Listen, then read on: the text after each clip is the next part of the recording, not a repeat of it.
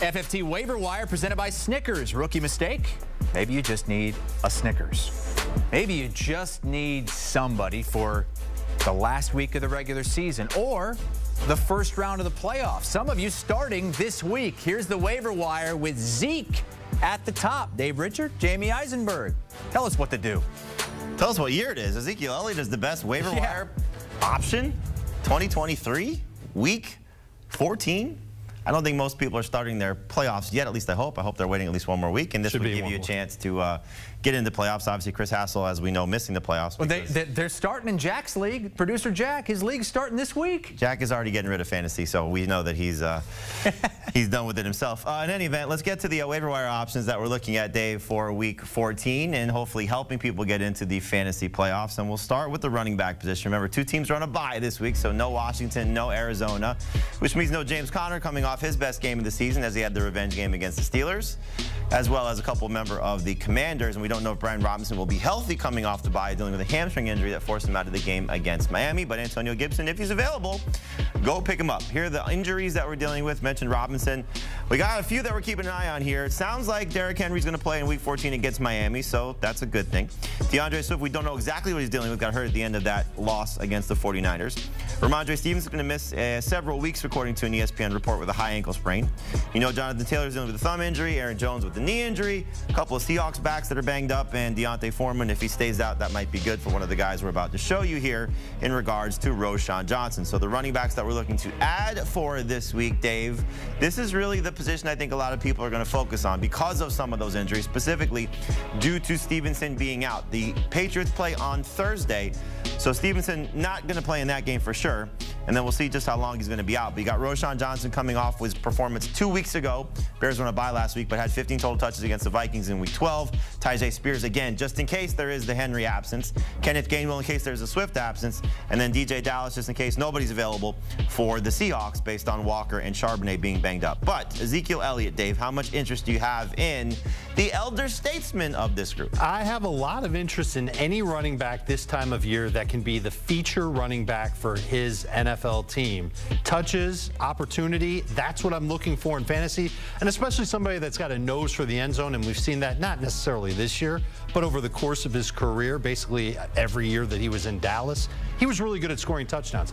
He's walking into a Thursday matchup where it's going to be just nothing but running, I feel like, between these two teams. And so Zeke's going to get a lot of work. It's his chance to show that he can still play in this league. Yeah, if he's out there, he's the one that I would target first and foremost at any position. You say a lot of running, but really the thing that excites me about Ezekiel at this point is the pass catching role, because that's what Stevenson has done.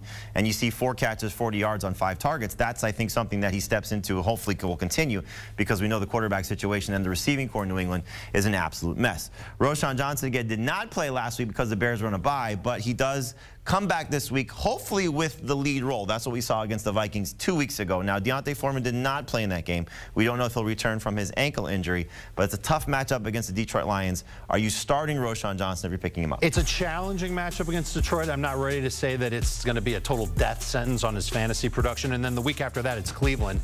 They're 2 tough matchups. After that, it's going to get a lot easier. What I liked about Roschon Johnson was that he was more than just a part-time back the last time we saw him play. Dominated third down snaps for Chicago. Played every single one of 18 third down snaps against the Vikings. The 2 games prior, he dominated those third down snaps as well. He can also work on first and second downs. At some point, Chicago's going to say, we need to see what this kid can do. He might be our running back of the future. I think they know what they've got in Khalil Herbert. They have no major financial attachment to Herbert or Deontay Foreman at this point. So they're probably going to give this kid an opportunity, and he's available in half of CBS Sports leagues.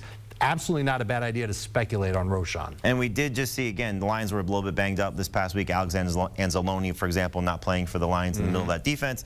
And Alvin Kamara, not that we're comparing the two, but Kamara did have a huge game, along with Taysom Hill getting a rushing touchdown as well. So we could see the opportunity there for Roschon. Again, though, still a good run defense for Detroit. Tyjae Spears stepped in for Derrick Henry as he suffered the head injury. We can't say the concussion because Mike Vrabel said he's not in the concussion protocol.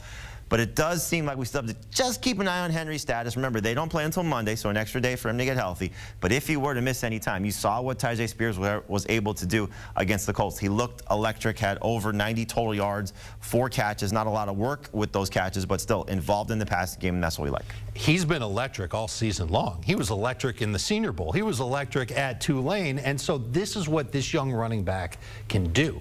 And we've seen him especially in games where the Tennessee Titans are trailing. They don't use Derrick Henry much when they're down 2 scores and they're throwing to get back into the game. They use Tyjae Spears. He plays more than Derrick Henry in those games. Funny feeling that they're not going to be competitive in their matchup against Miami on Monday night on the road.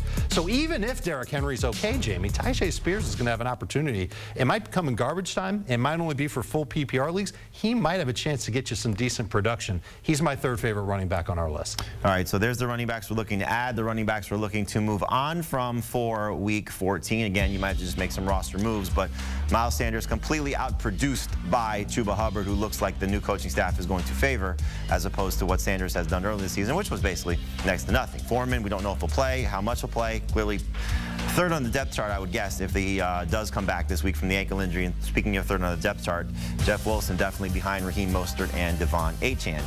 Transitioning now to the quarterbacks. The 2 are on a bye this week, Kyler Murray, Sam Howell. They've been very productive in their respective games. Only 4 so far for Murray. 3 of them he was decent. Sam Howell's been a very good fantasy quarterback all season long, so you won't have them at your disposal. The injuries at the position, again, we know about the big one. Trevor Lawrence dealing with the ankle injury, high ankle sprain. Don't expect to see him at Cleveland. Derek Carr in the concussion protocol, and Kenny Pickett going to miss most likely the rest of the regular season, certainly the rest of the fantasy season. So fantasy managers and Superflex and 2 quarterback leagues, you can move on from him. The quarterbacks to add for this week, these are more streaming options, and certainly a lot of guys you can look at in 2QB and Superflex leagues. Really keep an eye on the situation in Minnesota, because if Joshua Dobbs is benched, Nick Mullins would walk into a good situation. I would assume it's Mullins, taking advantage of Justin Jefferson coming back. But a lot of guys that you could find in 2QB and Superflex leagues. But one guy you might be wanting to start in a 1 quarterback league, Dave, is Gardner Minshew, coming off his best game since Week 7 as he took apart the Tennessee Titans. And it's a pretty good matchup this week against the Bengals. He already had a good stat line in their matchup against the Titans, but throwing that touchdown to Michael Pittman in overtime really sent him over the top. I think you have to keep expectations in check when it comes to Gardner Minshew, but we just saw this offense. It was bad running the football, and it was outstanding when Minshew was dropping back to pass. The matchups are not going to get tougher for him. Cincinnati, Pittsburgh, it's going to be tougher for their running game than it is for him. Atlanta after that, Vegas, and what would be the fantasy championship game. This is a great schedule. It's a top 10 schedule for Gardner Minshew. Absolutely want to have him on my team if I'm struggling at quarterback. Quarterbacks that we're dropping for this week, Derek Carr with the concussion protocol. You don't need to hold on to him at this point. And then Kenny Pickett again in Superflex and 2 quarterback leagues. You can drop him in those formats as well. The wide receivers that we're looking at for this week, again, 2 teams on a bye, so you don't have to worry about starting any of these guys, really, because they've been very frustrating. Marquise Brown, Terry McLaurin, you might see them dropped in some leagues just based on how poorly they have played for the majority of the year.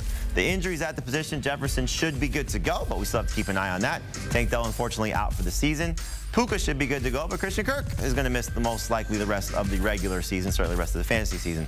Keep an eye on Amari Cooper, Christian Watson as well. It would be nice to get Rashid Shaheed back, but a lot of injuries that we're looking at for the wide receiver position as well.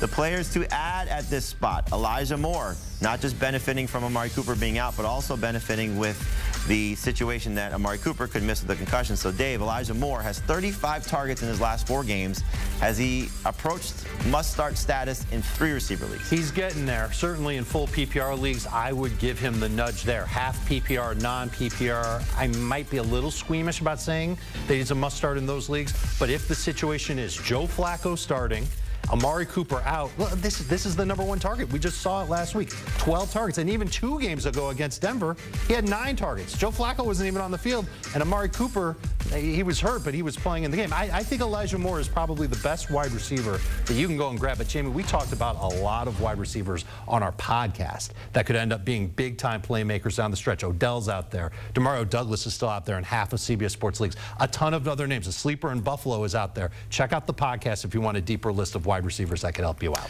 Wide receivers that you're looking to drop for this week. Again, you don't necessarily have to drop these guys, but they are not producing. And in case of Jahan Dotson, for example, he's on a bye, so you don't need to carry him. him. But Jerry Jeudy, only 1 touchdown on the season.